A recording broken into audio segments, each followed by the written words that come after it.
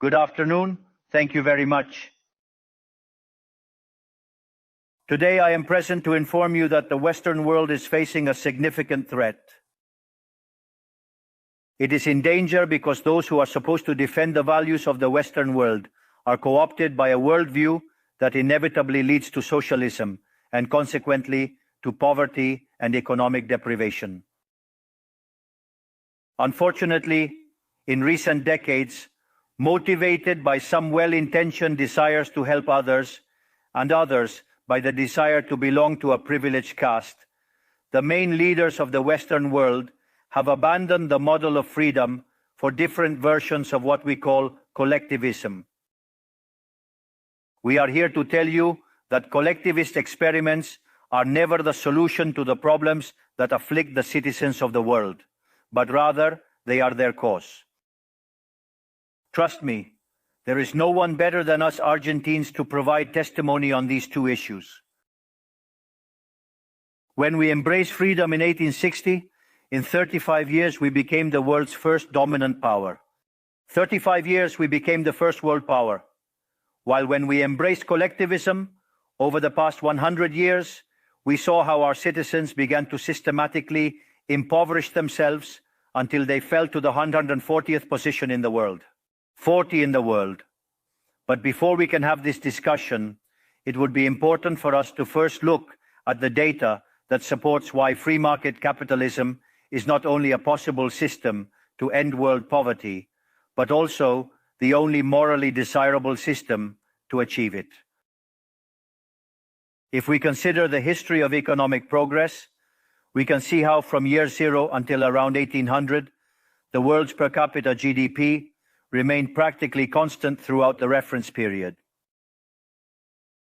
If one looks at a chart of the evolution of economic growth throughout human history, one would be seeing a chart with the shape of a hockey stick, an exponential function that remained constant for 90% of the time and exponentially shoots up from the 19th century. The sole exception to this stagnant history was at the end of the 15th century with America's discovery. Except for this, from year 0 to 1800, global per capita GDP remained stagnant without any significant changes. Now, not only did capitalism generate an explosion of wealth from the moment it was adopted as an economic system, but if one analyzes the data, what is observed is that growth has been accelerating throughout the entire period. During the entire period between year 0 and 1800, the per capita GDP growth rate remained stable at around 0.02% annually, that is, practically without growth. From 19th century, with Industrial Revolution, growth rate reaches 0.66%. Given the current rate, it would require a time span of approximately 107 years to achieve a twofold increase in per capita GDP. In 1900-1950, growth rate rises to 1.66% annually. 150 growth rate rises to 1.36% annually. We no longer need 107 years to double per capita GDP, but 66. If we take the period between 1950 and the year 2000, we can see that the growth rate was 2.1% annually, which would mean that in just 33 years, we could double the world's per capita GDP. This trend, far from stopping, remains alive even now. If we consider the period from 2000 to 2023, the growth rate increased again at 3% per year, meaning we could double our per capita GDP globally in only 23 years. Now, when studying per capita GDP from 1800 to today, what is observed is that after the Industrial Revolution, global per capita GDP multiplied by more than 15 times, generating an explosion of wealth that lifted 90% of the world's population out of poverty. We must never forget that by the year 1800, about 95% of the world's population lived in extreme poverty, while that number dropped to 5% by the year 2020, prior to the pandemic. The conclusion is obvious. Far from being the cause of our problems, free market capitalism as an economic system is the only tool we have to end hunger, poverty, and destitution throughout the planet. The empirical evidence is unquestionable. Therefore, as there is no doubt that free market capitalism is superior in productive terms, the left's doxa has attacked capitalism for its moral issues, for being, according to them, as its detractors say, unjust. They claim capitalism is bad because it's individualistic and collectivism is good because it's altruistic towards others. And thus they strive for social justice. But this concept that has become trendy in the developed world recently, in my country, it has been a constant in political discourse for over 80 years.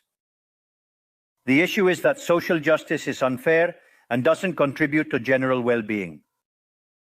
On the contrary, it's an inherently unfair idea because it's violent. It's unfair because the state is financed through taxes, and taxes are collected coercively. Or can any of us confidently say that they pay taxes of their own free will? This implies that the state is funded through coercion, and that the higher the tax burden, the greater the coercion, leading to a reduction in freedom. Those who promote social justice start from the idea that the economy as a whole is a cake that can be distributed in a different way. But that cake is not given. It is wealth that is generated in what, for example, Israel Kirzner calls a market discovery process. If the good or service that a company offers is not desired, that company goes bankrupt unless it adapts to what the market is demanding. Create a high-quality product at a good price or attractive, succeed and produce more, so the market is a process of discovery where the capitalist finds the right direction on the go. But if the state punishes the capitalist for success and blocks him in this process, it destroys his incentives, and the consequences are that he will produce less and the cake will be smaller, generating harm to society. Collectivism, by inhibiting discovery and hindering appropriation, ties the entrepreneur's hands, preventing him from producing better goods and offering better services at a better price. How can it be then that from academia, international orgs, politics and econ theory, an econ system is demonized that not only has lifted 90% of the world's pop out of extreme poverty and does so increasingly faster, but is also fair and morally superior? Thanks to capitalism, the world is currently in its best moment. There has never been a moment in history with greater prosperity than the one we live in today. Today's world is freer, richer, more peaceful, and more prosperous than ever before. This is true for everyone, but particularly for those countries that are free, where they respect economic freedom and individual property rights. Because free countries are 12 times richer than repressed ones. Saying goes that in countries with freedom, people live better than 90% of population in repressed countries. It has 25 times fewer poor people in the standard format and 50 times fewer in the extreme format. And if that weren't enough, citizens of free countries live 25% longer than citizens of repressed countries. Now, in order to understand what we come to defend, it is important to define what we mean when we talk about libertarianism. To define it, I take up the words of the greatest proponent of the ideas of freedom in Argentina, Professor Alberto Venegas Lynch, who says that libertarianism is the unrestricted respect for the life project of others, based on the principle of non-aggression, and in defense of the right to life, liberty, and property, whose fundamental institutions are private property, free markets without state intervention, free competition, division of labor, and social cooperation, where one can only be successful by serving others with goods of better quality at a better price. In other words, the capitalist, the successful entrepreneur, is a social benefactor who contributes to the well-being of society as a whole. In short, a successful entrepreneur is a hero. This is the model that we are proposing for the future of Argentina, a model based on the fundamental principles of libertarianism, the defense of life, freedom, and property. Now, if free market capitalism and economic freedom have been remarkable instruments to eradicate poverty globally, and we are presently experiencing the most favorable period in human history, it is worth inquiring why I assert that the West is in jeopardy. I argue that the West is endangered as in countries defending free market, private property, and other institutions of libertarianism, sectors of the political and economic establishment, due to errors in their theoretical framework and ambition for power, undermine libertarianism, opening doors to socialism and potentially condemning us to poverty, misery, and stagnation. Because it should never be observed that socialism is always and everywhere impoverishing, failed in all countries where attempted. It was a failure economically, it was a failure socially, it was a failure culturally, and it also killed more than 100 million human beings. The main problem of the West today is that we not only have to confront those who, even after the fall of the wall and overwhelming evidence, continue to advocate for impoverishing socialism, but also our own leaders, thinkers, and academics who, sheltered in a misguided framework, undermine the foundations of the system that has given us the greatest wealth and prosperity in our history. The theoretical framework I am referring to is neoclassical economic theory, which designs an instrument unintentionally functional to the intrusion of the state, socialism, and the degradation of society. The issue with neoclassicals is that since the model they fell in love with doesn't match reality, they attribute the error to the supposed market failure instead of revising the premises of their model. On the text about a supposed market failure, regulations are introduced that only generate distortions in the price system that hinder economic calculation and consequently savings, investment, and growth. This problem essentially lies in the fact that not even supposedly libertarian economists understand what the market is, since if it were understood, it would quickly be seen that it is impossible for there to be such a thing as a market failure. The market is not just a graphical description of a supply curve and a demand curve on a graph. The market is a mechanism of social cooperation where property rights are voluntarily exchanged. Thus, considering this definition, discussing market failure is a contradiction in terms. There is no market failure. If transactions are voluntary, the only situation in which there can be a market failure is if there is coercion present. And the only one with the ability to coerce in a generalized manner is the state that possesses the monopoly of violence. Consequently, if someone considers that there is a market failure, I would recommend that they check if there is state intervention in the middle. If no state intervention found, suggest reanalyzing as it is definitely wrong. Market failures do not exist. An example of the alleged market failures described by neoclassicals are concentrated structures in the economy. However, without functions that demonstrate increasing returns to scale, whose counterpart are the concentrated structures of the economy, we would be unable to explain the phenomenon of economic growth from 1800 to the present day. Look how interesting.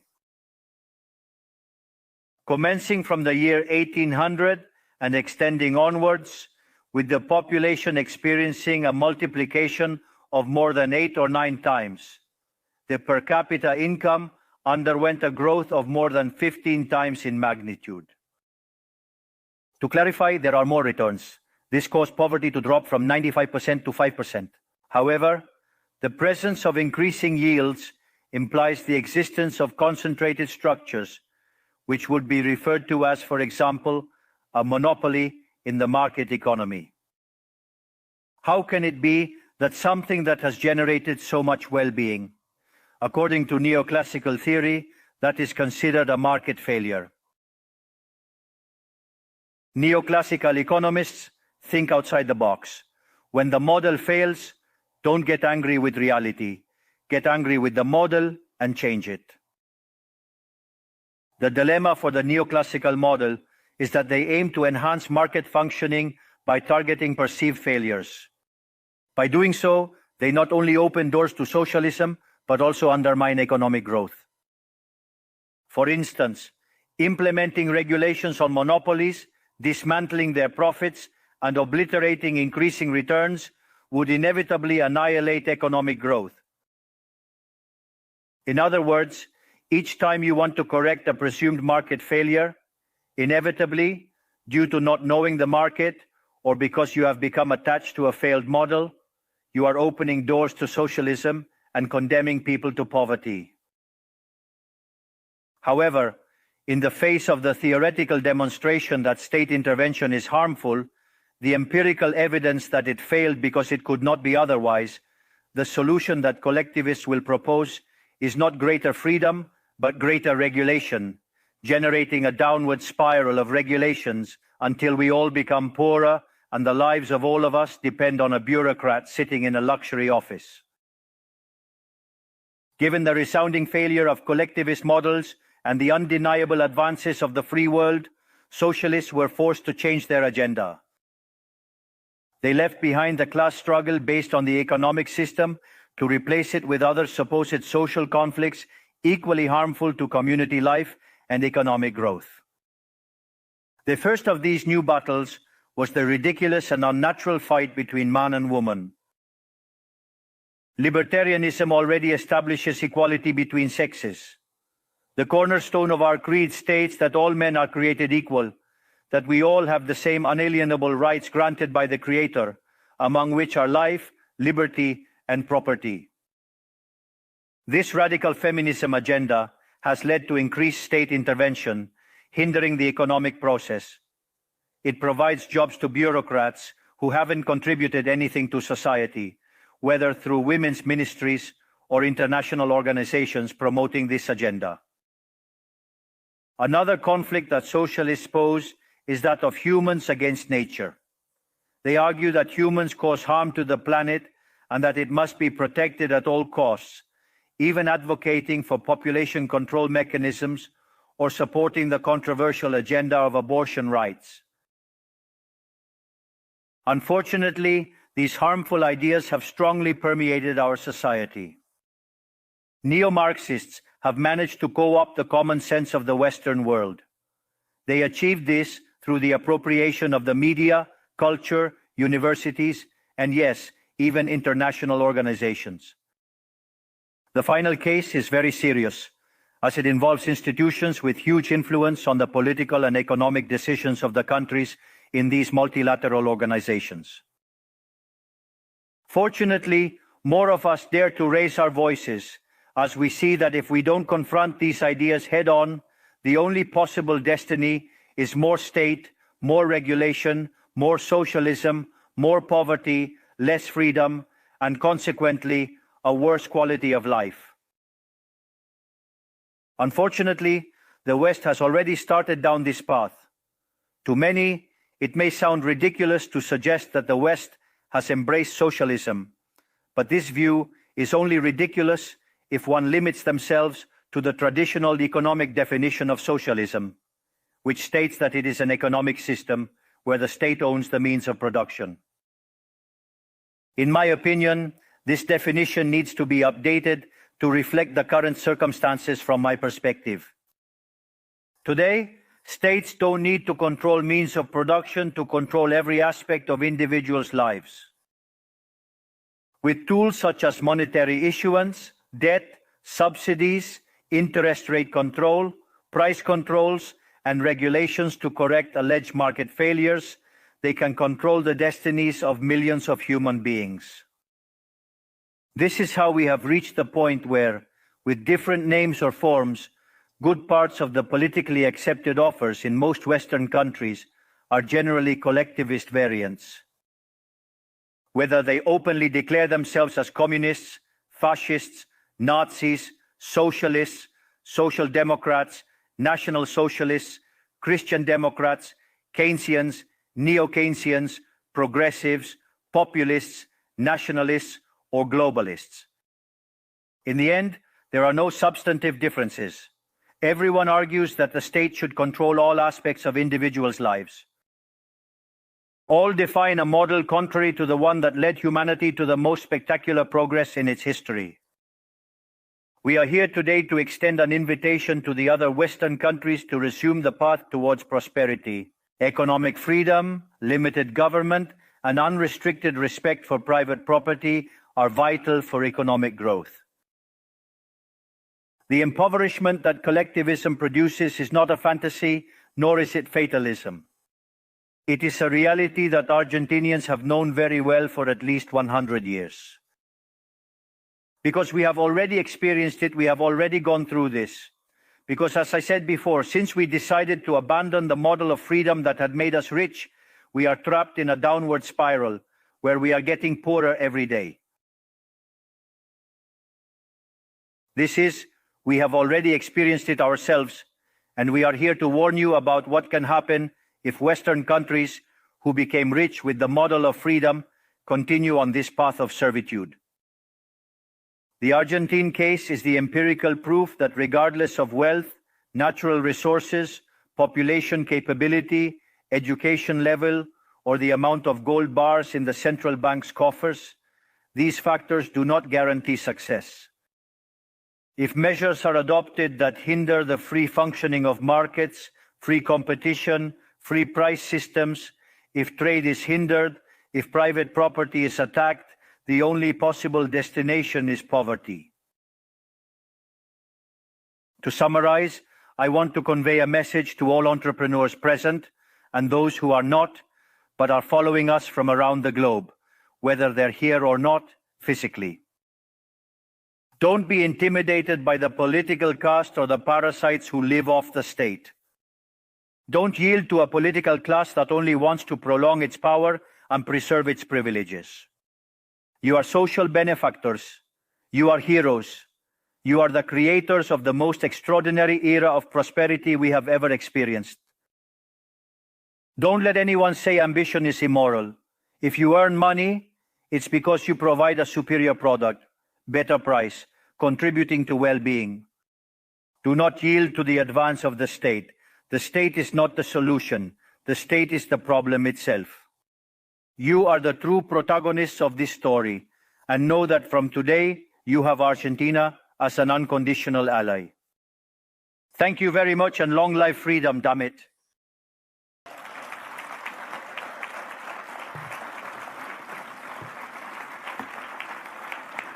Thanks.